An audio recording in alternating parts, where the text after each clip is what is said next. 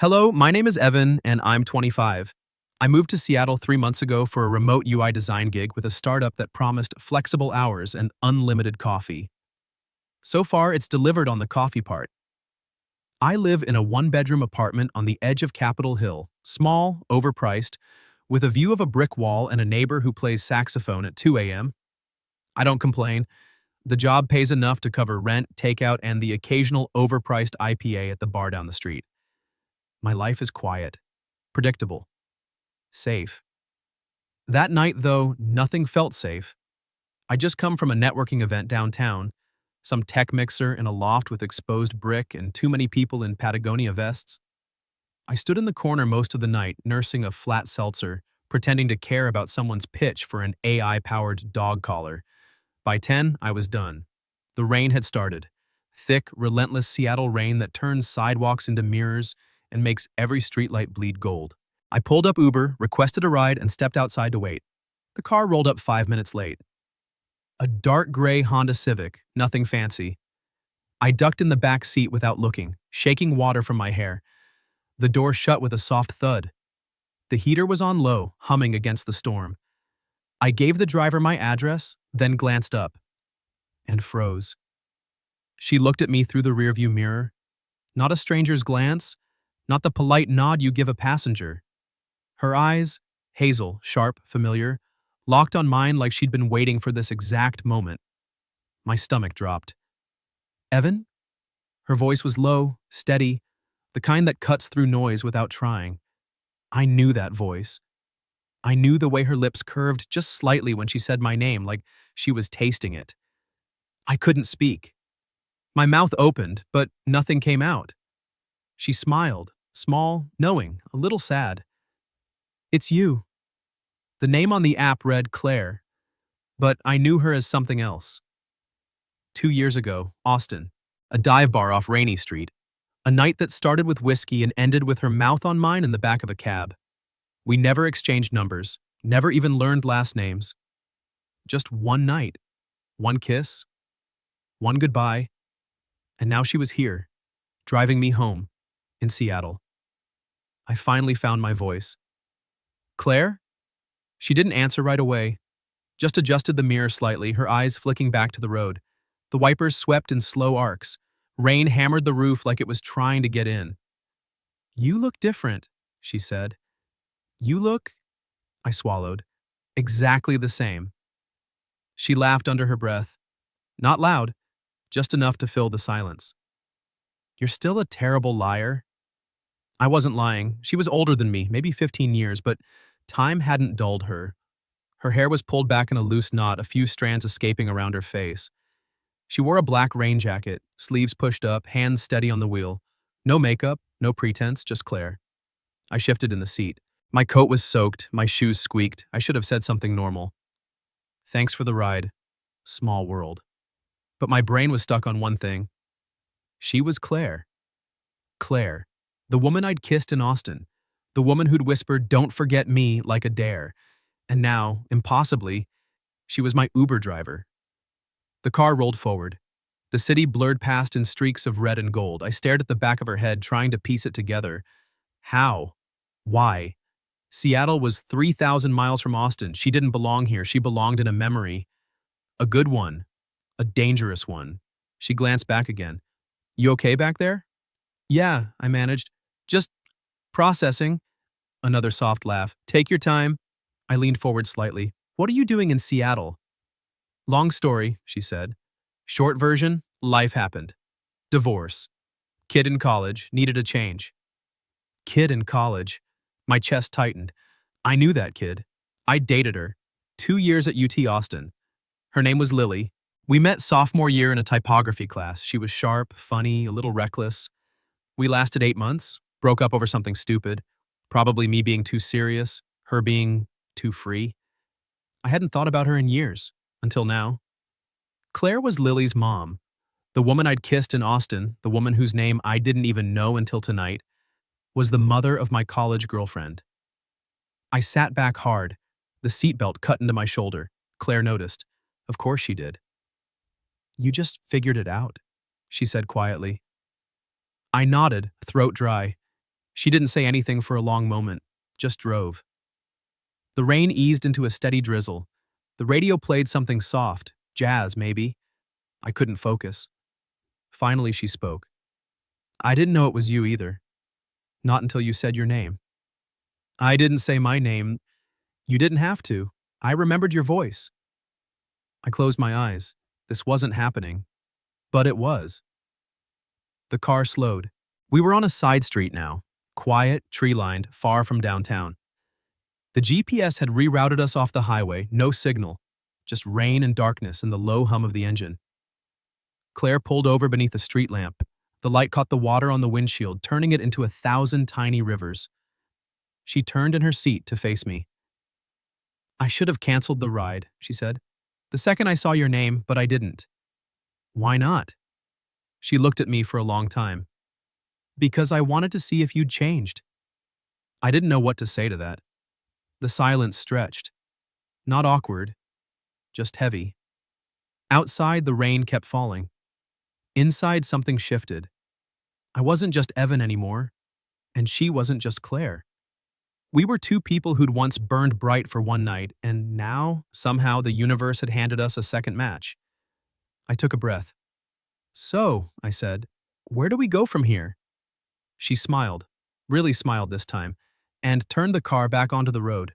The rain thickened as we left the side street, turning the windshield into a moving watercolor. Claire kept both hands on the wheel, knuckles pale against the dim glow of the dashboard. I watched the back of her neck, where a few loose strands of hair clung to damp skin, and tried to slow my pulse. The GPS voice crackled, then died. No signal. The map on her phone spun uselessly. Great, she muttered.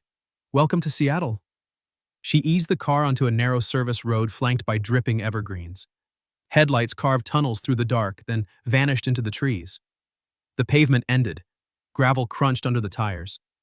She killed the engine. Silence rushed in, broken only by the rain drumming the roof like impatient fingers.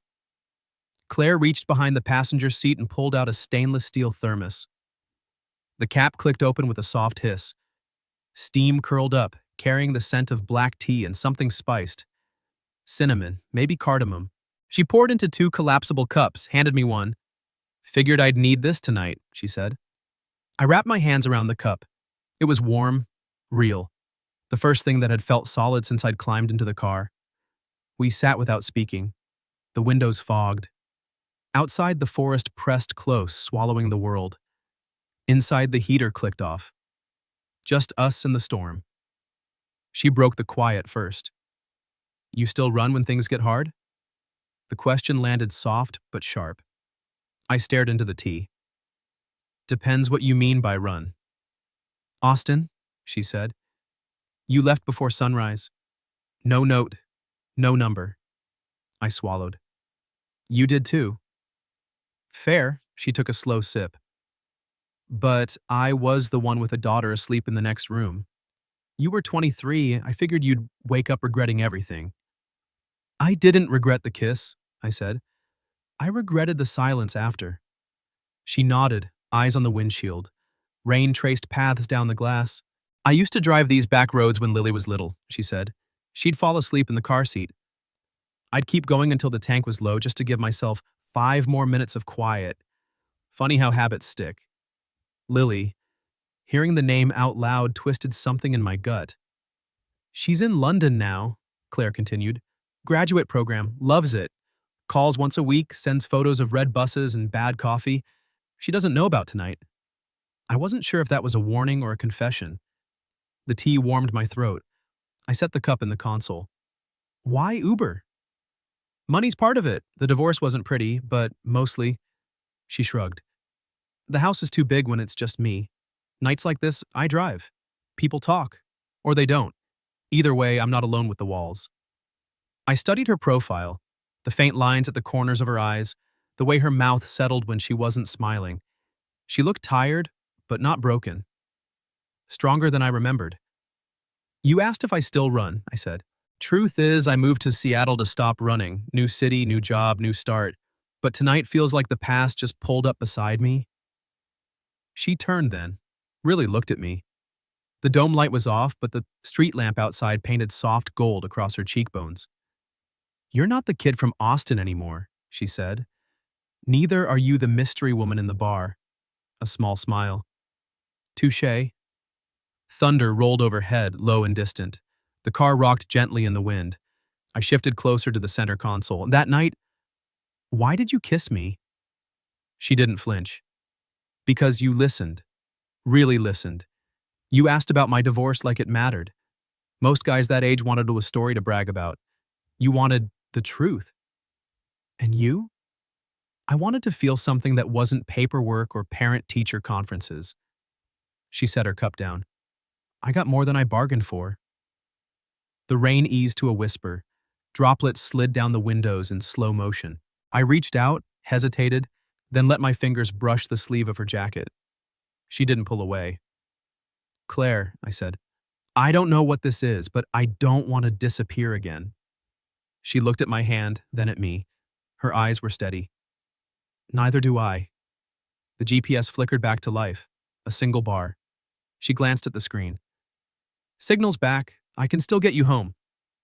Or, she said, "my house is 5 minutes that way." She tilted her head toward the dark road ahead. "It's warm, dry, and I make a decent grilled cheese." I laughed, short, surprised.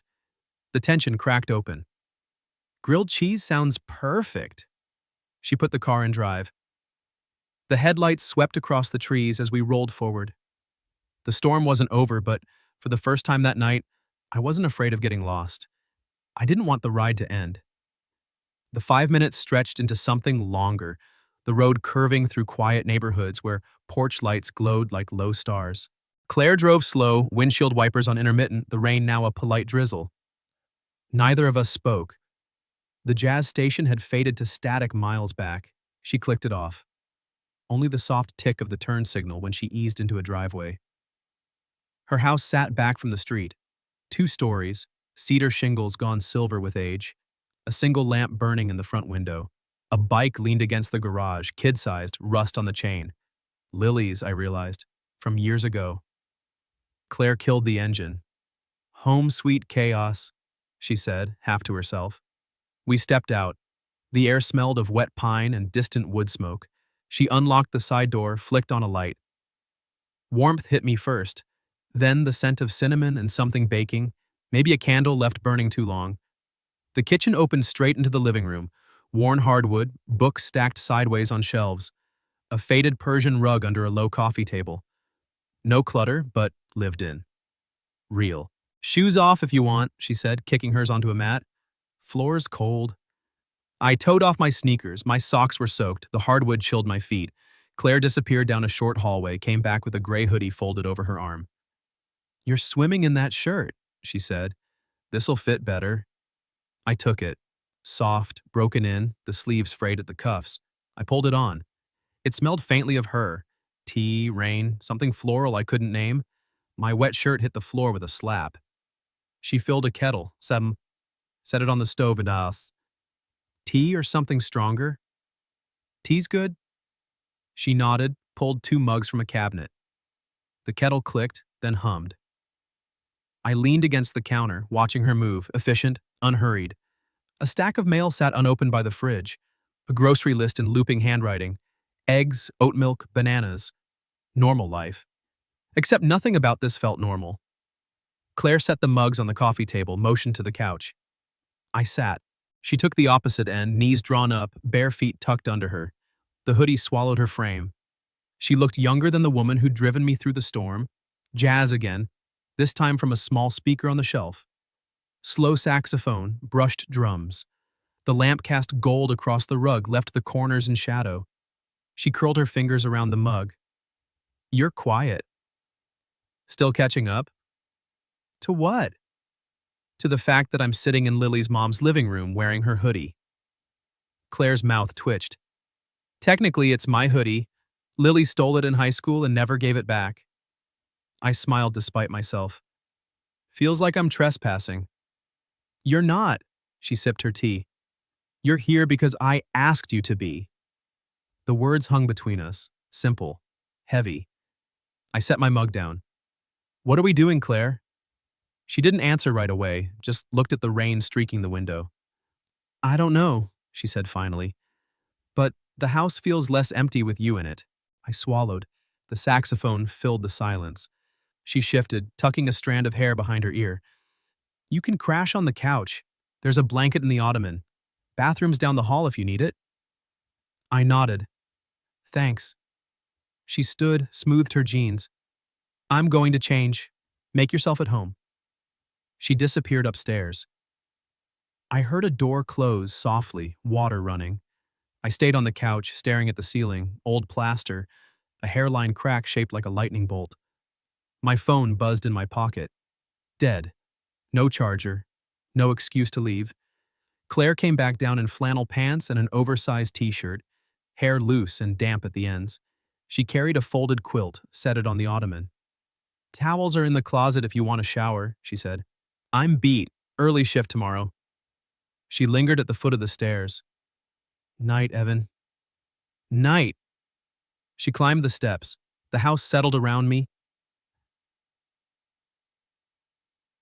Pipes ticking, the fridge humming, rain tapping the gutter. I pulled the quilt over me, sank into the couch. The cushions smelled like her. I closed my eyes. Sleep didn't come easy. I listened to the house breathe. A clock somewhere chimed once, then twice. At some point, I heard her door open, soft footsteps on the landing. She paused at the top of the stairs. I didn't move, didn't speak. After a moment, the footsteps retreated. The door clicked shut. I stared into the dark, heart loud in my ears. I knew this wasn't just shelter. The next morning, I woke to the smell of coffee and the soft clink of a spoon against ceramic. Sunlight filtered through half-closed blinds, striping the rug in pale gold. Claire was in the kitchen, back to me, pouring from a French press. She wore the same flannel pants, hair twisted up with a pencil. The hoodie I'd borrowed hung on the back of a chair. Morning, I said, voice rough. She turned, offered a small smile. Coffee's strong. Hope that's okay.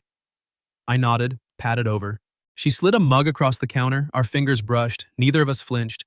We drank in silence. The clock above the stove read 7:42. Outside, the rain had stopped. The world looked washed clean. I've got a shift at noon, she said. You're welcome to stay as long as you need. I should head out soon. Work calls. She nodded. No pressure, no questions. I left with her number this time. And the hoodie. She insisted I keep it. The weeks that followed were a quiet collision. We texted first, short messages. How's the new build? Rain's back. Driving tonight? Then longer ones. Photos of her garden, tiny tomatoes pushing through soil. Screenshots of my wireframes. Voice notes at 1 a.m. when neither of us could sleep. We met for coffee on a Tuesday, a park bench on a Saturday, her place on a Thursday night when the power went out and we lit candles and played cards by flashlight. Each time felt accidental. Each time wasn't. She cooked pasta one night. I brought wine. We sat on the floor because the table was covered in her freelance edits. She laughed when I burned garlic. I kissed her forehead without thinking. She let me. Another night, we walked the neighborhood after midnight. Streetlights buzzed. A dog barked somewhere distant. She stopped under a maple, looked up at the leaves. I'm not brave enough for this, she said. For what? For wanting you. I took her hand. Love doesn't count years, it counts moments. And we've had a lot of them lately. She didn't pull away, but she didn't answer either. The shift came slow, then sudden. I invited her to a movie. She didn't reply. I waited 2 days, sent another text. Nothing. On the third day, I drove to her house. The porch light was on, the door unlocked. I knocked anyway. No answer. I stepped inside. The living room was dark. A single lamp glowed in the kitchen. Her phone sat on the counter, screen black. I called her name. Soft, then louder. Footsteps on the stairs. She appeared in the doorway, hair loose, eyes red-rimmed. She'd been crying. I can't do this, she said. Do what? Pretend it's casual. Pretend it doesn't matter. I crossed the room, stopped a foot away. Then don't pretend. She looked at me like I was a language she hadn't learned yet. You make me remember what it feels like to be wanted. she whispered, and it scares the hell out of me. I reached for her hand. She let me take it. I'm scared too, I said. But I'm more scared of walking away. She closed her eyes. A tear slipped down her cheek. I need time, she said. I nodded. Let go. That night, I drove home through empty streets. The hoodie smelled like her. I didn't sleep. A week passed. Radio silence. I threw myself into work.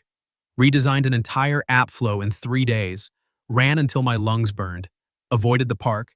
Avoided the coffee shop. Avoided the ache. Then, on a Sunday, my phone buzzed.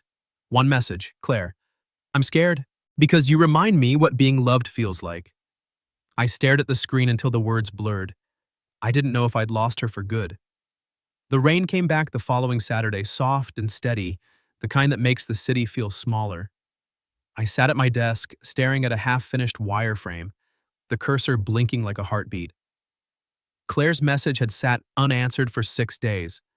I'd typed replies, long ones, short ones, angry ones, gentle ones, then deleted them all. Words felt too small. I opened a new file instead, a blank canvas. For hours I sketched. Not an app, not a logo, a backyard. Her backyard. I'd only seen it once, through the kitchen window. Overgrown grass, a cracked patio, a single Adirondack chair facing nothing. I drew it clean, raised beds for herbs, a gravel path, a small table with 2 chairs, string lights looped through a pergola, a corner for tea, a corner for quiet. I rendered it in muted greens and warm wood tones, the way her house felt at night. I printed it, folded it, tucked it into my jacket. Then I drove. The porch light was on again. Her car sat in the driveway, driver's door still open like she'd just stepped out. I parked, grabbed the sketch, and walked up the steps. My knock echoed. The door opened slowly. Claire stood there in an old sweatshirt, hair damp from the rain, eyes wary but not closed off. She looked at me for a long moment. Hi, I said. Hi, I held out the paper. I brought something. She took it, unfolded it. Her breath caught, just slightly, as she studied the page. You drew this? For you, if you want it.